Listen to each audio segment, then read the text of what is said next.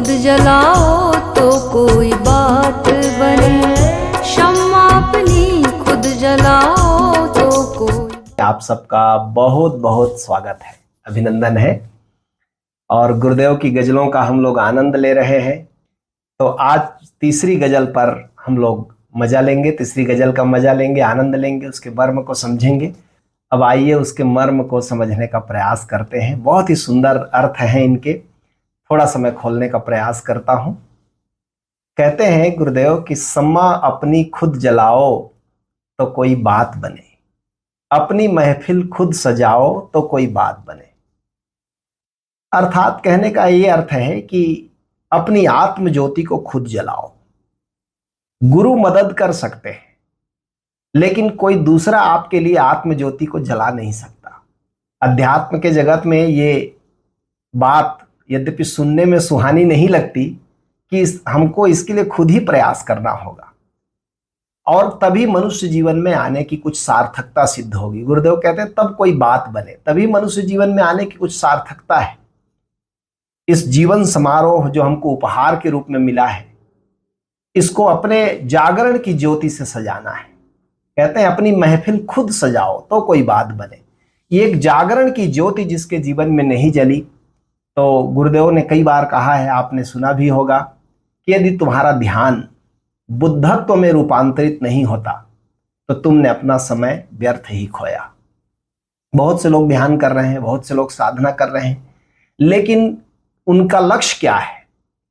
अनेक अनेक लक्ष्य हैं। सुनेंगे तो कभी कभी हंसी भी आती है।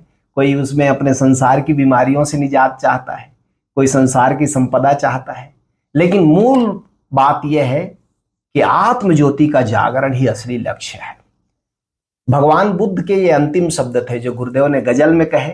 यही शब्द भगवान बुद्ध ने अपने प्रिय शिष्य आनंद को भी अंतिम अपने शरीर त्याग के पूर्व कहा था, अपदीपो भव, अपने दिए हो जाओ। बनना नहीं है, दिया तो है ही, उसके प्रति जागना है, उसके प्रति जागरण चाहिए। कबीर साहब भी कहते हैं घर घर दीपक बरे, लखे नहीं अंध है। ऐसा नहीं है कि किसी के भीतर आत्मा है, किसी के भीतर आत्मा नहीं है, किसी के भीतर ज्योति जल रही है और किसी के भीतर नहीं जल रही है। सबके भीतर है। घर घर दीपक बरे, लखे नहीं अंध है। लेकिन आंख नहीं है भीतर की, जो जगा दे, जो आंख भीतर की खुले तब वो दिखाई पड़े। कहते हैं कैसे खुलेगी वो आंख? तो कबीर साहब उपाय भी बताते हैं। कहते हैं लखत लखत लखी परे, कटे जब फंद है। बस वहां प्रैक्टिस करना है, वहां जाकर उस आंख को खोलना है, सीधे चैतन्य से देखने की आदत डालनी है। सीधे चैतन्य से देखने का प्रयास ही साधना है। हम अभी क्या है, वही चैतन्य देखता है, लेकिन अभी इंद्रियों के द्वार से देखता है, इंद्रियों के द्वार से सुनता है, इंद्रियों से संसार को अनुभव करता है। परम गुरु ओशो ने एक जगह बहुत सुंदर इसको कहा कि इंद्रियों के माध्यम से देखा गया सृष्टि, ये अस्तित्व संसार है, और बिना इंद्रियों के सीधे चैतन्य से देखा गया ये सृष्टि परमात्मा है, वही है। लेकिन जब हम इंद्रियों के द्वार से देखते हैं तो इंद्रियों की अपनी सीमाएं हैं। उसी के कारण वो कह रहे हैं कि बार बार सीधे उस चैतन्य से देखने का प्रयास करना चाहिए। यारी साहब एक मध्यकाल में बड़े संत हुए। वो कहते हैं बिरहीन मंदिर दियना बार, ऐ बिरहीन ऐ वियुक्त हुए जीव, परमात्मा से छूट गए जीव, अपने भीतर उस दिए को जलाओ। और वो दिया ऐसा नहीं है कि उसके लिए कुछ बहुत प्रयास करना पड़ेगा। बिन बाती बिन तेल जुगति सो, बिन दीपक उजियार। कहते हैं वहां तेल भी नहीं है, वहां बाती भी नहीं है, बस गुरु के द्वारा बताई गई युक्ति से चलो, युक्ति पूर्वक वहां जाओ और उस युक्ति का उपयोग करके भीतर के उस उजियाले के प्रति जाग जाओ, उस उजियाले को जान लो। गुरुदेव भी कहते हैं, बहुत से लोगों को आपने देखा होगा, गुरुदेव तो एकदम कड़े शब्दों में कह रहे हैं आनंद गीता में कि जो ढूंढ रहे हैं ईश्वर को वे भक्त नहीं है, लोभी है। बहुत से लोग आत्मज्ञान को छोड़कर, आत्मबोध को छोड़कर, स्वयं को जानने को छोड़कर परमात्मा की खोज में निकल पड़ते हैं। उनको पूछिए क्या खोज है आपके जीवन की, तो ईश्वर को खोज रहे हैं। अभी उनको कुछ पता भी नहीं है। कहते हैं गुरुदेव कि जो ढूंढ रहे हैं ईश्वर को वे भक्त नहीं है, लोभी हैं। खुद से मिलने को जो आतुर वे ही मुमुक्षु है, योगी हैं। जो ईश्वर को खोज रहा है वो ईश्वर को भी अपने वासना का विषय बनाएगा। वो ईश्वर से भी अपनी वासना पूर्ति के लिए कुछ मांगने के लिए ईश्वर को खोज रहा होगा। वो लोभी है। जो ढूंढ रहे हैं ईश्वर को वो भक्त नहीं है, लोभी है। तो फिर असली साधक कौन है? खुद से मिलने को जो आतुर, वे ही मुमुक्षु है, योगी है। वही मोक्ष की आकांक्षा करेगा, वही योगी है, वही परमात्मा से जुड़ेगा जो स्वयं को जानने चला है, जो आत्मदीप को जलाने चला है। कहते हैं छोड़ो जीना जीवन उधार, मैं कौन हूं पूछो बार बार। ये जो हम दूसरों से उधार लेकर धारणा बना लेते हैं कि परमात्मा खोजना है, ईश्वर को तलाशना है, ये उधार धारणाएं हैं। इन पर अपने जीवन को मत आधारित करो।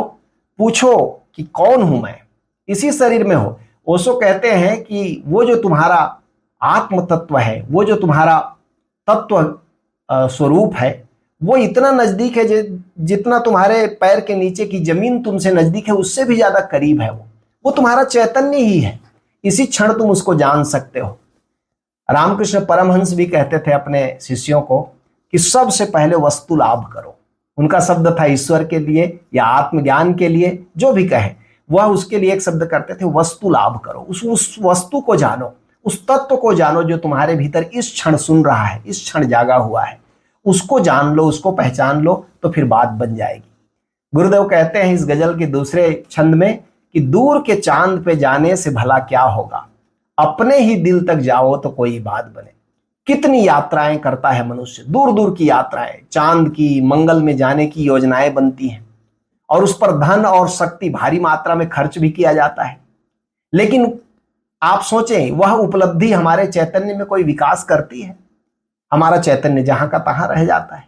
तो गुरुदेव कहते हैं कि कोई अपने भीतर की यात्रा करे, अंतर यात्रा करे, तभी जीवन की कुछ उपलब्धि समझनी चाहिए।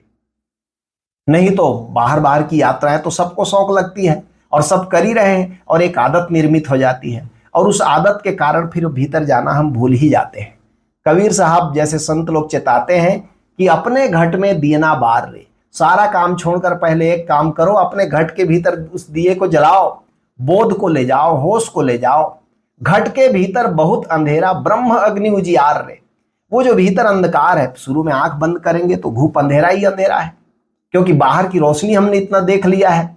बाहर आंखों की आदत इतनी बिगड़ी हुई है बाहर देखने की कि वो भीतर जाने में मना कर देती हैं। लेकिन कहते हैं कबीर साहब कि माना कि अभी अंधेरा है, लेकिन तुम जानते नहीं हो, संतों का अनुभव है ब्रह्म अग्नि उजियार रे। वहां ब्रह्म की अग्नि जल रही है, वहां आत्म ज्योति जल रही है। जगमग ज्योत निहार मंदिर में, तन मन धन सब बार रे। तन को, मन को, धन को, सब कुछ को इसमें लगा दो ताकि वह दिया तुम्हारे नजर में आ जाए, वह ज्योति तुम्हारी जगमग कर उठे। झूठी जान जगत की आशा बारंबार विसार रे। ये बहिर यात्रा झूठी यात्रा है, ये जगत की, संसार की बहिर यात्रा है। इसको भूलने की आदत डालो, इससे हटो।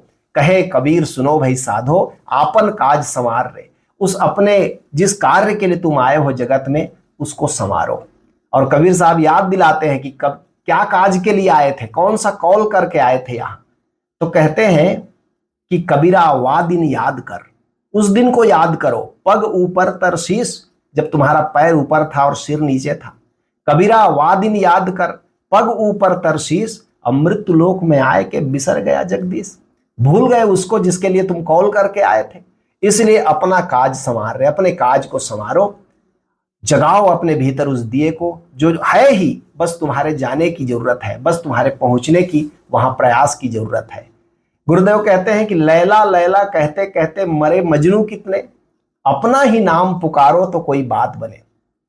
बहिर यात्रा हमेशा दुखदाई है, चाहे वह धन पद की हो अथवा प्रेम इत्यादि की। हम लोग लैला मजनू की कहानी सुनते हैं कि मजनू की दीवानगी अद्भुत थी,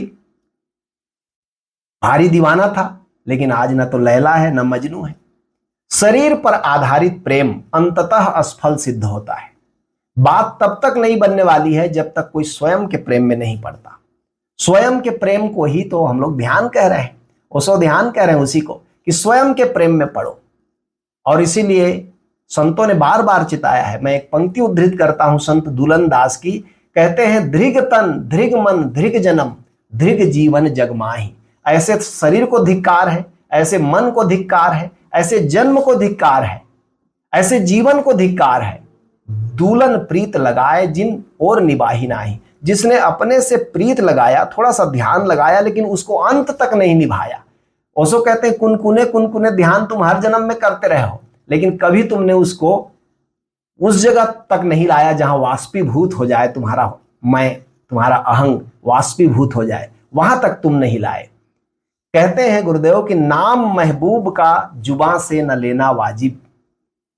कहते हैं परमात्मा हम सबका प्यारा है, अस्तित्व ब्रह्म वह हमारा कितना केयर करता है, लेकिन मुंह से उच्चार करके उसका सुमिरन करना, भजन करना थोड़ा प्रदर्शन हो जाता है। ये प्रदर्शन की वस्तु नहीं है। उसके स्मरण के लिए खुद ही माला बन जाओ, खुद ही तस्बीह बन जाओ। कहते हैं खुद को तस्बीह बनाओ तो कोई बात बने। लेकिन लोग हैं कि भजन कीर्तन भी करते हैं, कुछ आगे भी बढ़ते हैं, तो उसको भी प्रदर्शन की वस्तु बना देते हैं। वह प्रदर्शन की वस्तु नहीं है। उसे मुंह से कहना, उसे इशारे से प्रकट करना, उसे हाव भाव से जताना। इसलिए धार्मिक बहुत कम लोग हैं और दिखाई देने वाले धार्मिक बहुत लोग हैं। वस्तुतः धार्मिक बहुत कम लोग हैं। गुरु अर्जुन देव जी कहते हैं कि सच्चा प्रेम कैसे होगा। कहते हैं रे मन राम सो कर प्रीत। अपने भीतर के उस राम तत्व से, आत्म तत्व से प्रेम करो। श्रवण गोविंद गुण सुनाऊ और गाओ रसना गीत। उसके गीत गाओ तो भाव से भरकर, प्रदर्शन की तरह नहीं। कर साध संगत सिमर माधो हो ही पतित पुनीत। उसको गाते गाते तुम पाओगे तुम्हारे सब भ्रम के बंधन, पाप इत्यादि सब बिला गए, सब खत्म हो गए, तुम पवित्र हो गए। कहे नानक राम भजले जातु अवसर बीत। ये समय खोया जा रहा है, ये समय बीता जा रहा है, इस समय का उपयोग करो। कहते हैं गुरुदेव कि काबे में कोई खुदा अब तक मिला किसको। लोग तीर्थों में, ग्रंथों में, बहिर्पूजा में उसके मिलने की आशा करते हैं। काबे में कोई खुदा अब तक मिला किसको। अपने दिल तक हज कर आओ तो कोई बात बने। जब भी उसे किसी ने अनुभव किया है तो अपने भीतर जाकर अनुभव किया है। इसलिए असली तीर्थ यात्रा तो तभी है जब कोई स्वभाव की यात्रा करे, अपनी चेतना की गहराई को नापे, वही तीर्थ यात्रा है।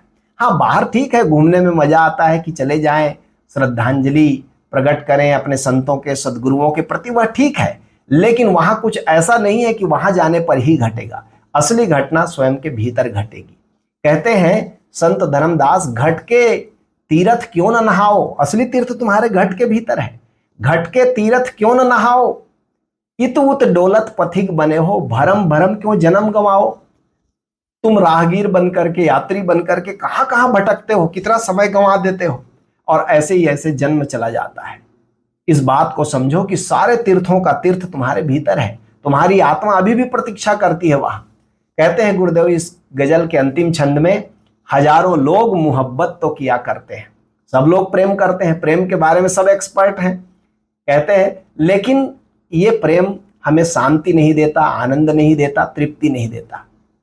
जिनसे प्रेम करेंगे, और एक बात समझना चाहिए कि सब लोग जो प्रेम करते हैं उनको तो जरूर समझना चाहिए, जो लोग प्रेम करते हैं, कि जिससे आप प्रेम करेंगे धीरे धीरे उसके रंग ढंग में ढल जाएंगे, वैसे ही हो जाएंगे। ओशो कहते हैं प्रेम जरा संभल के करना, जिससे करोगे वैसे धीरे धीरे हो जाओगे।